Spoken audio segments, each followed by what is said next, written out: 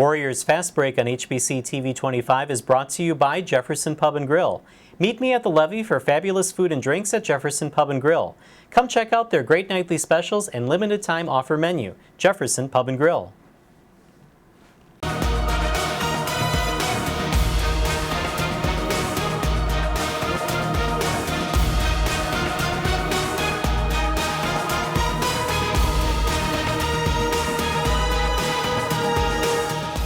Hello again, everybody, and welcome to Warriors Fast Break here on HBC TV 25. I'm Justin Barrientos. Thanks for joining us. And Coach Ballard, welcome back to HBC. It's good to be back. Thanks, Justin. Yeah, let's talk a little bit about this season because there's a lot of expectation for this season, and you were ranked number 16 in the USA Today poll, the first time that your program has been nationally ranked and picked to win the NSIC. What does that do for you coming into a season?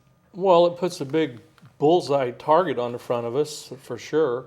But, you know, it's nice to get some respect from other coaches in our league, and it's respect that we've earned. But now we have to prove that we can live up to those expectations. The thing is, you know, a year ago they picked us 12th, and we surprised everybody, finishing 4th last year. So basically having our entire squad back, it just makes sense that we would be one of the favorites going into the season on paper. But, you know, season's not played on paper. You don't get an award for being picked to finish first in the league. So really what it means is that we're not going to surprise anybody this year unless we can be dominant at times. And so, you know, we're not worried about all that stuff. It's nice. You can cut it out and put it in your scrapbook. But you know, it's a compliment to our program and our players. But, you know, the games are played on the floor. The best team doesn't always win, but usually the team that plays the best does. And that's what we want to try to do night in and night out. All right, let's take a look at some of the highlights of your trip out to California. In 3 games that you played against Cal State Dominguez Hills, Academy of Art, and the New York Institute of Technology, you brought these highlights in, and I don't think I've ever seen you so excited to show some highlights. These are incredible. What was very pleasing and a little bit surprising to myself was that we'd only had 9 practices, and we're playing against 2 very athletic teams the first 2 nights that we were out there. And, you know, both those teams had 7 seniors, a lot of success that they've had in the past. Dominguez Hills has been in a national tournament the last 3 years. They're picked to win their league again this year. So we knew that we were playing some really good competition. And then you combine, you know, the fact that they're so athletic and they don't really have a true center. It creates some challenging matchups for your 4s and 5s to have to guard some perimeter people. And then the other thing is taking care of the basketball against their scramble defense, their pressing. But I was really pleased with how we handled the basketball, shared the ball, and you know, controlled tempo most of the time. I know that when looking at these the first time, the thing that really jumped out at me was the way that you were passing. And I kind of joked to you that it was like the movie Hoosiers because it was like 5 or 6 passes before you shot the ball. But, I mean, that takes a lot of talent to be able to do that and get a good shot. You know, it takes talent, it takes decision-making, but it also takes very unselfish play. And, you know, one of our possessions, we had 9 passes before we shot the ball, and 4 or 5 people could have taken a shot. But we were patient. We knew how much time we had to work with. We made the extra pass to get a better shot. And as a result, you know, we ended up shooting a pretty good percentage. Now, some people might look at some of these teams and say, well, Academy of Art, who is that? But they played last year Cal Poly Pomona, which was one of the top teams in the country, and they only lost by 5 last year. Well, and Dominguez Hills this past Sunday beat Santa Barbara, a Division I team. So they're going to win a lot of games. They won 20 or more games a year ago, and I'm sure they're going to do it again when they get into, you know, playing their regular schedule. But, you know, they challenged us in a lot of different ways, and it made us better. And then the third day we played a team from New York that finished second in their league a year ago, has their entire squad back, and we what I really like with those games is that we got better defensively as the game went along. And, now the last 3 games that we played, even including the Nebraska exhibition, we've had less than 9 turnovers a game. So that's one of our things that we put a lot of emphasis on, is taking care of the basketball, making our free throws on the offensive end, and then, defend and rebound. And so if we can do those 2 things when we don't have the ball, and then when it is our turn to have the ball, make sure we always get a shot, and then make our free throws. And our free throw shooting has been unbelievable so far. We are 70 out of 75 from the line so far in 4 games. So that's a pretty good percentage. I'll take that number any day. But we take a lot of pride in our free throw shooting. All right, let's talk a little bit about the Nebraska game. You may look at paper and say, well, you lost by 30, but it's a Division I school. What was your reaction to how you played against Nebraska? Well, going into that game, we have no scouting report. They graduated 4 starters a year ago. They have a #1 post player in the country incoming as a freshman. They have a point guard at 6 foot that'll play in the WNBA. Just the other day, they beat Arkansas Pine Bluff 96-46. They beat them by 50, and they complimented us after the game and told our staff that they thought we may be their toughest opponent in their first 6 games of their regular season.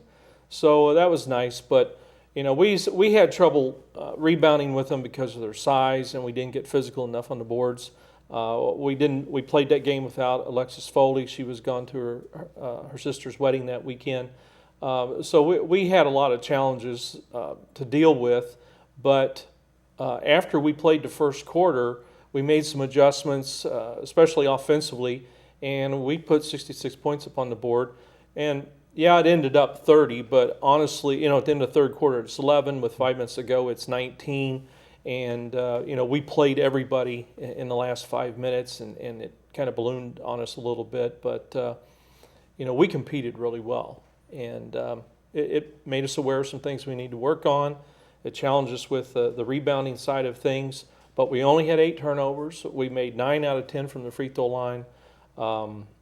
We did some good things in that game against a really, really good team. We have about a minute left in this segment, but you played St. Mary's on Saturday, and talk about making adjustments. It was a close game in the first half, and then the second half you totally took control. What was the difference in the 2 halves? Well, in the first half, again, first half was our scouting report.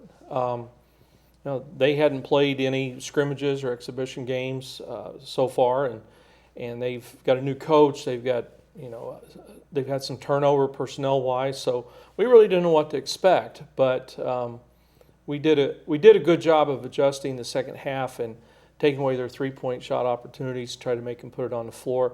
We really didn't have any difficulty in scoring from the start of the game to the end of the game, but defensively, we had to change the way we were doing some things. You got to tip your hat. We gave them some looks in 3-point land. They hit them. It got contagious. They had 5 different people that hit threes in the first half, and so we tried to take that away second half, and ended up, being a little bit better for us. Yeah, got the win. Now you're 4-0. All right, we're going to take a break here on Warriors Fast Break. When we come back, we'll get the player perspective. We'll start out with Connor Nagle coming up right after this. Warriors Fast Break on HBC TV 25 is brought to you by Jefferson Pub and Grill.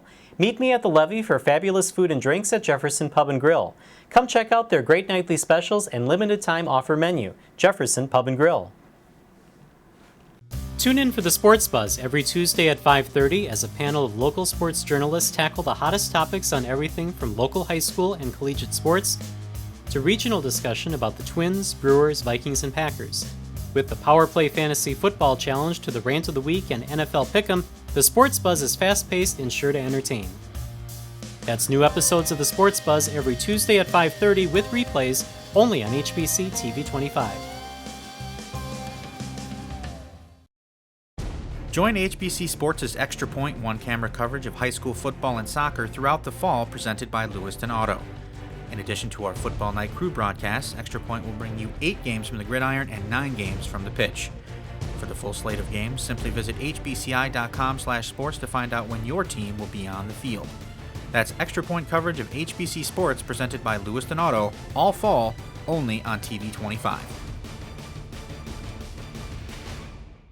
Welcome back to Warrior Fast Break here on HBC TV 25. Coach Ballard and I are joined by Connor Nagle. And Connor, thank you for joining us here today. Thanks for having me. Let's talk a little bit about the St. Mary's game. You hit 7 3-pointers in that game. While you're hitting those shots, is there anything going through your head like, well, I'm not missing tonight? Really the only thing that was going through my head was, my confidence was kind of overflowing at that point. And, when you're a shooter and you're not missing those, it was kind of like I want the ball in my hands. And if I was open, the shot was going up. And I thought my teammates did a good job at getting me the ball when I was open. And I was happy with how I was taking the shots when I was open. So.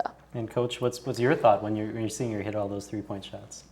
Get her the ball. When we were in California, she didn't get very many looks because of the pressure defense they were playing. She had to handle the ball and distribute the ball and run offense.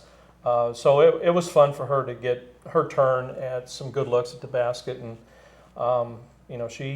she's a good shooter. It's just a matter of her being ready to shoot and us getting her the ball at the right time. All right. I want to go back to last year and the first game of the playoffs against the University of Mary. It's a tie score. You have the ball with the clock winding down, and you knock down a three that gives you the lead and eventually gives you the win. Is that one of the big highlights of your career so far? Yeah, for sure. Definitely the biggest game I've probably ever played in. And that was the only shot I made all game as well. So biggest shot I've ever made in my career, and it was probably the best game I've ever played in, for sure. There was a lot of excitement during that game, so that was really fun. Any reservations at all about taking that shot since you hadn't made one all game long? Honestly, I think there was like a little bit just because I hadn't made one all game, but then at the same time I knew there was only probably like 3 or 4 seconds left in the game, so I didn't have time to make another pass. So I'm glad that happened because it made me shoot the ball, and thankfully it went in. So. All right. I always like to go backwards too and talk about high school days and pre-college days when you're talking about how you are and how you got to be here at Winona State. Talk a little bit about AAU basketball. How important is it to play that? I think AAU is really important.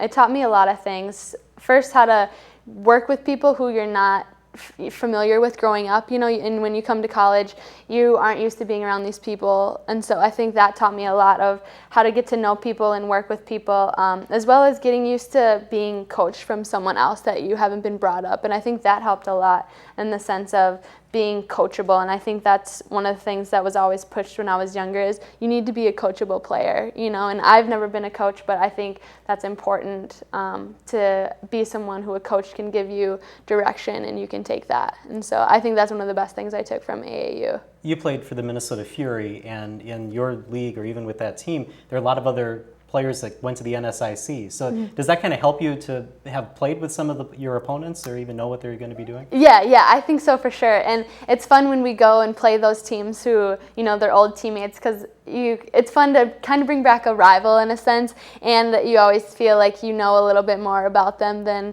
maybe what other teams know about them. So that's fun as well. Do you like to have players that have played AAU basketball before, and how much does that help that they know some of the opponents that they've been playing? Well, I think AAU is great from an exposure standpoint and being able to compete against some high-level competition. I don't think AAU is great by itself because there needs to be a lot of skill development that takes place during the week. I've always said if kids spend as much time working on their game as they do riding in the backseat of a car to the next AAU tournament, they'd be really, really good. But those who have a balance and do both, it's very beneficial. Okay. One of the tweets that you put out was earlier this year was something about it was your last preseason as a Warrior and you weren't happy about that. What are your emotions coming into your last season? Yeah, I'm not ready to be done at all. So my tweet, I put out there, it's my last preseason, and it makes me sad. I'm not ready to be done. I'm not ready to move on, but at the same time, that's life, and everyone goes through it eventually. But I think I'm excited to see what we can do this year. So I want to go out on a good note. So does that fuel you then this season to put everything out on the floor? Yeah, for sure. Yeah, there's nothing left to lose anymore. So just work hard, and you're not going to get another chance. So. All right. One of the other things that I saw in doing a little research was that you and the rest of the basketball team did something called Warriors Got Talent. last year, and you did a little dance, and I know that you were a little apprehensive about it. How did that end up going? Yes, so Katie Zepsic was the mastermind behind it all. And so we took it from Ellen, and I was just supposed to be this awkward bystander who danced like a cat, but when I got up there, I froze completely and didn't really move a lot.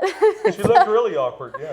So I looked more awkward than what was planned, I think. So if I could redo that, maybe I would, but I don't know. I still haven't even watched the video because I'm so embarrassed still. So. Were you involved in this at all? Yes, I was undercover. I was carrying a cat around, and I felt pretty awkward too. So. Right, because there's only a little clip of that survives on the internet. We want to keep that quite hidden. All right. Well, thank you, Connor, for joining us, and good luck this week against Viterbo and UW Eau Claire. Yeah, thank you so much. All right, we're going to take a break here on Warriors Fast Break. When we come back, Emily Passant will be our guest right after this. Warriors Fast Break on HBC TV 25 is brought to you by Jefferson Pub and Grill. Meet me at the levee for fabulous food and drinks at Jefferson Pub and Grill. Come check out their great nightly specials and limited time offer menu. Jefferson Pub and Grill. We chose HBC because they're a local company. They have a big audience in Winona, which is the geographic group that we're looking for. Mel is very easy to work with. She's genuinely concerned about how our money is being spent, and she does everything she can to make sure we get the most for our money. She takes care of us. So whenever there's a problem, which is rarely, I know that I can go to her and she's going to take care of it. To see how HBC advertising can help your company, call Melanie at 507-474-5802.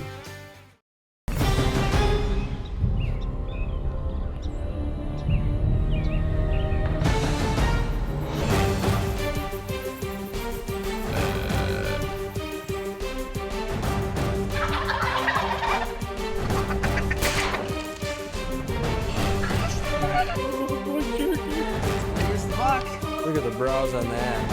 That's a hog, man. Welcome back to Warriors Fast Break here on HBC TV 25. And now Coach Ballard and I are joined by Emily Passant. Thank you for joining us today. Thanks for having me. Now let's kind of follow up with what we were talking with Connor about the Warriors Got Talent. I didn't mention that you guys actually placed second in that competition. We did. So what was your role in that? I was hidden in the back.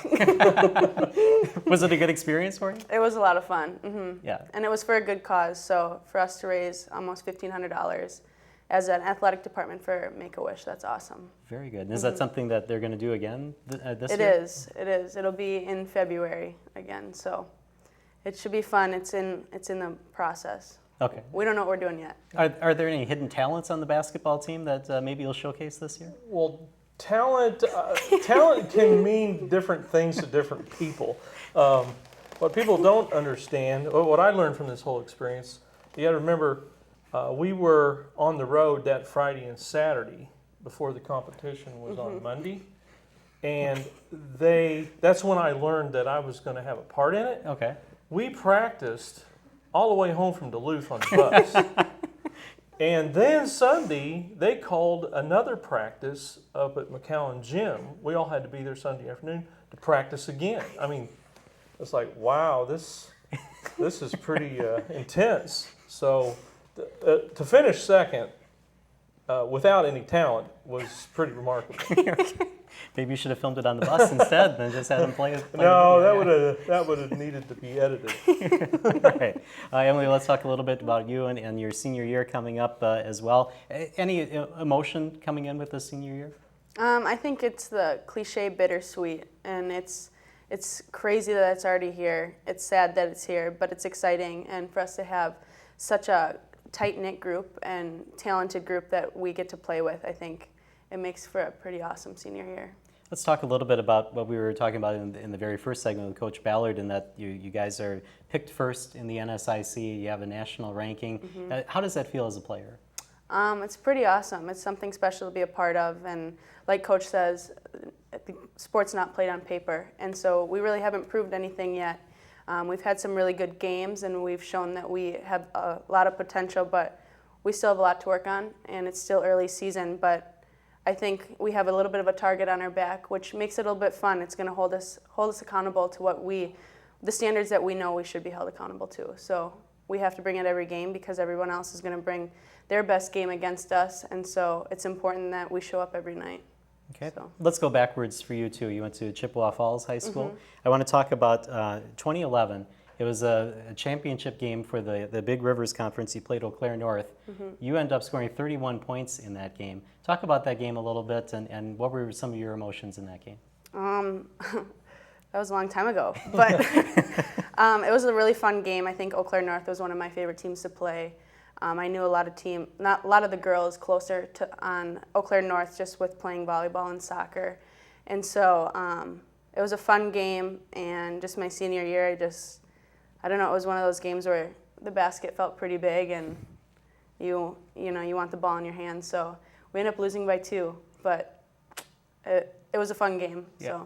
So. You mentioned that you were also a volleyball player and a soccer player in high school, excelled in all 3 sports. What was the decision then to pursue basketball in college?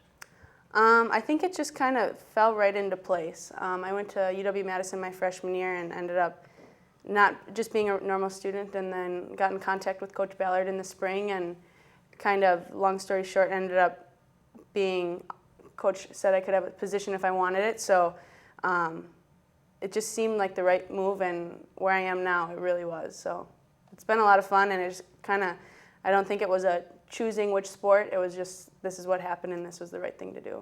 And what was your pitch then to Emily to come here to Winona State? Well, she, you got to remember, she hadn't played basketball for a year, and she came to a tryout we had in the spring at the end of her freshman year, and we needed to expand our roster. We needed to add a couple more bodies to our team, depth-wise, and we could tell, even though she felt like she struggled skill-wise, at the tryout, we could tell that she was athletic, and we had nothing but good reports on her high character as a person, and we knew that she'd be a good teammate. It was just a matter of what her passion and drive was to, try to make it at this level. And she took advantage of the opportunity, and it's been a great fit. And it's been fun to watch her grow as a person and as a player. I can't believe that we're on our 4th year already with her. Time flies when you're having fun, but it's been really refreshing and rewarding to watch her start off as a walk-on on our team, and now she's a significant player, and that's fun to watch. One last thing, I always try to find something odd, and I saw a picture of you that was in the paper of catching an 18-pound lake trout that looked like it was almost as tall as you were. Is fishing a big hobby passion of yours? I wouldn't say it's a big hobby, no, but that was back when I was going into my sophomore year of high school, I think. My grandma grew up on Lake Superior, and we had taken a chartered boat out onto Lake Superior with my family and my grandpa, and I got to pull that one in. And so it's pretty funny that you found that picture. But Thank you for joining us here today, Thanks and good for luck the having rest me. of the season. All right, we're going to take a break here on Warriors Fast Break, and when we come back, we'll talk about the upcoming week in Warrior basketball right after this. Warriors Fast Break on HBC TV 25 is brought to you by Jefferson Pub and Grill. Meet me at the levee for fabulous food and drinks at Jefferson Pub and Grill. Come check out their great nightly specials and limited time offer menu. Jefferson Pub and Grill. We chose HBC because they're a local company. They have a big audience in Winona, which is the geographic group that we're looking for. Mel is very easy to work with. She's genuinely concerned about how our money is being spent, and she does everything she can to make sure we get the most for our money. She takes care of us. So whenever there's a problem, which is rarely, I know that I can go to her and she's going to take care of it. To see how HBC advertising can help your company, call Melanie at 507-474-5802. Tune in for the Sports Buzz every Tuesday at 5:30 as a panel of local sports journalists tackle the hottest topics on everything from local high school and collegiate sports to regional discussion about the Twins, Brewers, Vikings, and Packers. With the Power Play Fantasy Football Challenge to the Rant of the Week and NFL Pick'em, the Sports Buzz is fast-paced and sure to entertain. That's new episodes of the Sports Buzz every Tuesday at 5:30 with replays only on HBC TV 25. Warriors Fast Break here on HBC TV 25. Time now to kind of take a look at the upcoming week for Warrior basketball. You have 2 games, Wednesday and Saturday. First, UW Eau Claire. How much scouting do you do on the other team in these kind of non-conference games? Well, you do as much as you can, but there's not much to work with. We will be their first game of the year. They did play an exhibition game against the Badgers last Wednesday, and played them a pretty competitive game. It ended up 69-49. They're big. They have a 6'4" transfer from North Dakota that was a former high school teammate of Kayla Timmerman's back at Wayzata. We just won at their place by 5 points last year. We have some familiarity with them from competing against them last year. They play a lot of zone. They're bigger than any of the teams that we've played so far. They do a good job of rebounding and trying to control tempo, and they try to get back in transition defense. So they try to make it a half-court game. And if you're struggling shooting a ball from the perimeter against the zone, and they rebound well, then you got to be patient. We always tell our team that you're playing against the zone, patience means points. So hopefully we can handle that fine and do a good job on the boards. Same thing too with Viterbo. I know that's on Saturday, and you have a game before that. So how much do you look ahead to an opponent that you're going to play on Saturday? Do you focus right now on UW Eau Claire? We won't think anything about Saturday till after Wednesday night's game is over. So right now it's 2 days to get ready for Eau Claire, and then we'll have Thursday and Friday to get ready for Viterbo, and then, believe it or not, conference starts a week from Saturday, so it's just around the corner, and we got a lot of things to work on. We'll never run out of things to work on, but it'll be a challenge for us on Wednesday, and the good thing is this time we're at home, and we'll have our crowd here. We had a nice crowd Saturday night. When you consider that there had already been 2 events take place in McCown Gym that day, and we were the finale at 7 o'clock at night. We had over 900 people there. It was awesome. How important is it to have these non-conference games be home games? Because I know that in the past, most of your games before the conference season have always been on the road. Well, the last 2 or 3 years, the majority of our non-conference games have been at home. Yeah. But it's exhibition games, against Division I schools are always on the road, and then playing those 3 early season games in California. So we've been on the road quite a bit already. So it's nice to be at home, and so I feel like when conference starts, we will have already had 4 games on the road in a hostile environment or a neutral site, and then be at home. All right, I want to get one more thing about St. Mary's, because we made a kind of a big deal about it, that it was a game that counted for you, but for St. Mary's as an exhibition game. Does that kind of change any of the way that you approach a game like that? No, we're just trying to take care of our business and be good at what we plan to use the majority of the time at both ends of the floor, and just focus on being fundamental and consistent, and try to play as many people as you can to get experience and help with development. As we said, you kind of made some changes in the second half in order to kind of pull away from St. Mary's, who had been with you. How important is that to carry on the rest of the season, to be able to make those changes at halftime? Well, it's crucial. I felt like when we were in California, we made good adjustments at halftime, and our players are intelligent, and that's your best scouting report, is that first half of these early season games. When conference starts, then there's no secrets. Everybody's got 4 to 6 game films on each other, and a lot of times they know your calls for plays, they know your personnel tendencies, strengths and weaknesses. So there's no secrets then. It's just about being good at what you do. All right, well, good luck this week, Coach. Thank you, appreciate it. All right, and thank you for joining us here on Warriors Fast Break. We'll see you next week here on HBC TV 25.